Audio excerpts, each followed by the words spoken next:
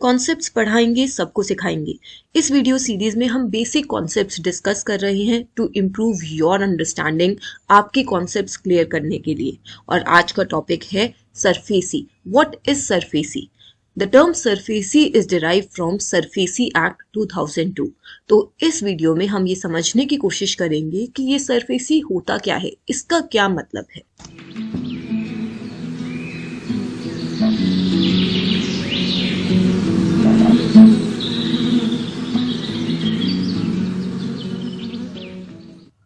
Hello friends, welcome to iExamBee. Subscribe to our channel, stay tuned for such relevant video and other exam related content. You can call us on this number, you can also write to us here on this email ID, you can also visit our website. तो अब हम start करते हैं हमारे topic से। सबसे पहले हम ये समझते हैं कि सरफेसी एक्ट का रोल क्या है। सरफेसी एक्ट का मेन पर्पस है recovery of loan, to help the banks, to help the financial institutions to recover their loans which have turned NPA, non-performing asset। तो सरफेसी एक्ट 2002 में आया था। क्या उससे पहले लोन रिकवर नहीं होते थे? होते थे। सबसे पहले कंपनीज एक्ट 1956 के थ्रू लोन्स रिकवरी का प्रोसेस इनिशिएट किया जाता था। उसमें सिविल कोर्ट्स में जाया जाता था and then through the court proceedings, civil court में केस चलता था, सूट फाइल होता था एंड देन लोन रिकवर करने की कोशिश की जाती थी। इस प्रोसेस में बहुत टाइम लगता था और साथ ही सिविल कोर्ट्स कस्टमर फ्रेंडली होते थे, पीपल फ्रेंडली होते थे। तो इस वजह से रिकवरी का प्रोसेस और डिफिकल्ट हो गया। एक बोरोअर की प्रॉपर्टी को बेच ही नहीं सकता था बैंक, और सिविल कोर्ट में सूट्स बहुत देर तक पेंडिंग रहते थे, 3-4 साल लग जाते थे, फिर अपील होती थी, उसमें भी बहुत ज्यादा टाइम लग जाता था और इस वजह से बैंक्स को बहुत ज्यादा नुकसान होता था। Then in 1993, another act was enacted, Recovery of Debt Due to Bank and Financial Institution. The main purpose of this act was to establish DRT and DRET, Debt Recovery Tribunals and Debt Recovery Appellate Tribunals.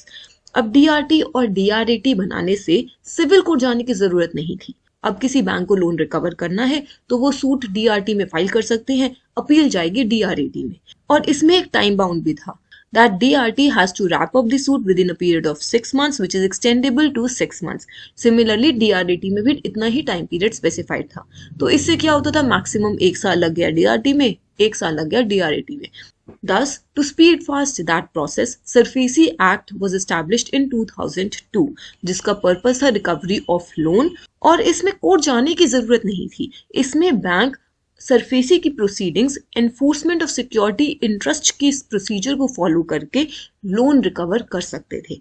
अब सरफेसी को समझने के लिए हम पूरी term SARFAESI को 3 part में divide करेंगे। One is S, securitisation, another is RFA, reconstruction of financial asset, and the third one is ESI, enforcement of security in trust। एक एक करके हम समझेंगे इन तीनों टर्म्स का मतलब and then we will be able to understand the entire term SARFAESI. तो हम एक स्टोरी बिल्ड करते हैं, उससे समझने की कोशिश करते हैं कि सरफेसी होता कब है, कब लगाया जाता है, कैसे लगाया जाता है। So let's start with a company PQR limited, जिसको अपना बिजनेस स्टार्ट करना है। अब अपने बिजनेस को स्टार्ट करने के लिए या एक्सपैंड करने के लिए इन्हें बहुत ज्यादा कैपिटल की जरूरत है। तो ये एक बैंक को अप्रोच करते हैं और कहते हैं कि मुझे 500 करोड़ की रिक्वायरमेंट है। बैंक कहता है कि हम ऐसे कैसे आपको लोन दे दे, 500 करोड़ छोटा अमाउंट तो नहीं है, हमें कोई सिक्योरिटी तो दो, कुछ मॉर्टगेज करो। तो PQR लिमिटेड अपनी ये प्रॉपर्टी देते हैं, कहते हैं इसकी वैल्यूएशन आप करवा लो। इसकी वैल्यूएशन 500 करोड़ आती है।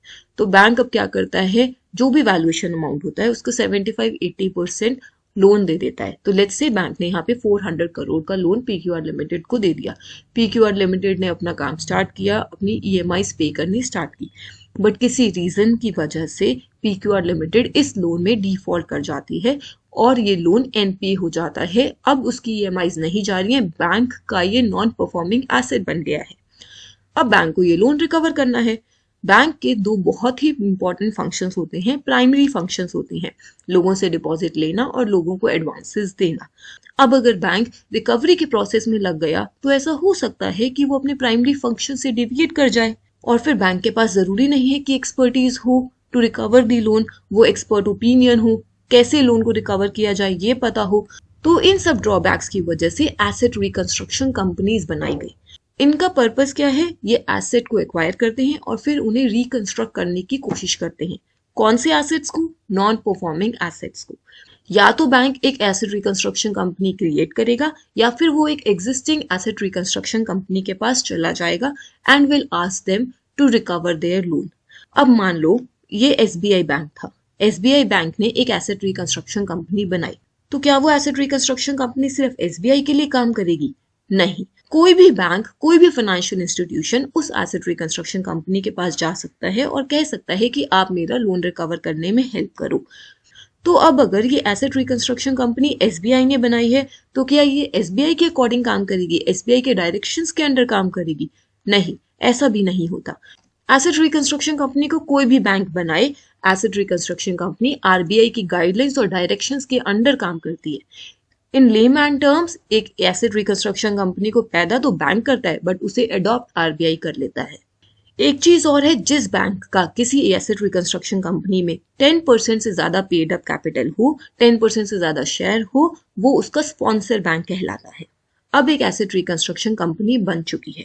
उस एसेट रिकंस्ट्रक्शन कंपनी को ये 400 करोड़ का लोन एक्वायर करना है और फिर इसको रिकंस्ट्रक्ट करने की कोशिश करनी है, इसको रिकवर करने की कोशिश करनी है। मतलब कि एसेट रिकंस्ट्रक्शन कंपनी को इतना बड़ा अमाउंट चाहिए ताकि वो बैंक से ये लोन एक्वायर कर सके।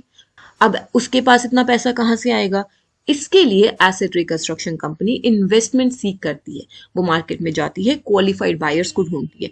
Qualified buyers are cash rich institutions जिनके पास बेशुमार पैसा है, जैसे कि इंश्योरेंस कंपनीज, फाइनेंस कॉर्पोरेशंस, इनके पास बहुत ज्यादा लिक्विड मनी है। Asset reconstruction company qualified buyers को अप्रोच करती है via certain schemes to recover that particular asset. उस स्कीम्स में कुछ भी मेंशन हो सकता है, कैसे प्रॉफिट डिवाइड होगा, कैसे रिकवर करने का प्लान है, क्या रिकंस्ट्रक्ट करेंगे, कैसे करेंगे, वो उस स्कीम में मेंशन हो सकता है। प्रॉफिट डिवीजन, मंथली पेमेंट्स, सब मेंशन हो सकता है। Qualified institutional buyers asset reconstruction company में इन्वेस्ट करेंगे for the purpose of recovery of that particular asset, and in return of that, asset reconstruction companies will issue security receipts to qualified institutional buyers. उन security receipts में लिखा होगा that qualified buyers ने इस asset को recover करने के लिए इतना इन्वेस्टमेंट किया है, किस स्कीम के अगेंस्ट किया है, किस तरीके से उनकी रिकवरी होगी, किस तरीके से क्वालिफाइड बायर्स के इन्वेस्टमेंट को रिटर्न किया जाएगा। So all that will be mentioned in the security receipts. This entire process by which asset reconstruction company acquires the NPA to reconstruct that asset by seeking investment from qualified buyers through certain schemes and issuing security receipts against that investment is called securitization. तो ये सारा process starting from investment and issuing of security receipts and acquisition of asset is called securitization. The next term is reconstruction of financial asset. जब ये asset reconstruction company उस NPA asset को acquire कर लेगी, उसके बाद उसको रिकंस्ट्रक्ट करने के लिए there are various measures. They can reschedule the payments, they can enforce the security interest, मतलब उस प्रॉपर्टी को लेकर ऑक्शन ऑफ करने की कोशिश की जा सकती है। They can change the management और directorship of the company, they can change the equity of the company into debt. All these reconstruction measures are provided under section number 9 of SARFAESI Act 2002. और इसके बाद आपकी third term आती है enforcement of security interest. उसमें procedure mention है कि कैसे एक फाइनेंशियल इंस्टीट्यूशन, कैसे एसेट रिकंस्ट्रक्शन कंपनी अपना सिक्योरिटी इंटरेस्ट एनफोर्स कर सकती है। Security interest on that secured asset, on that security. मतलब अगर हाउस लोन है तो हाउस एक सिक्योर्ड एसेट है, उस पर अपना सिक्योरिटी इंटरेस्ट कैसे एनफोर्स करें। फाइनेंशियल क्रेडिटर बोरोअर को नोटिस देगा, बोरोअर को कुछ दिन में उसका रिप्लाई करना होगा, then they will enter into discussions, और अगर कोई सोल्यूशन नहीं निकलता तो फिर बैंक किस तरीके से उस प्रॉपर्टी को एक्वायर करके ऑक्शन ऑफ कर सकते हैं। All that is mention under section number 13 and onwards. So I hope आपको सरफेसी का मतलब समझ आया हो। अगर आपको कोई भी डाउट है, किसी भी टर्म में डाउट है, you can mention that in the comment below. I will try to explain that in another conceptual video. Prepare 50% faster with iExamB. Subscribe to our channel. Stay tuned. Thank you.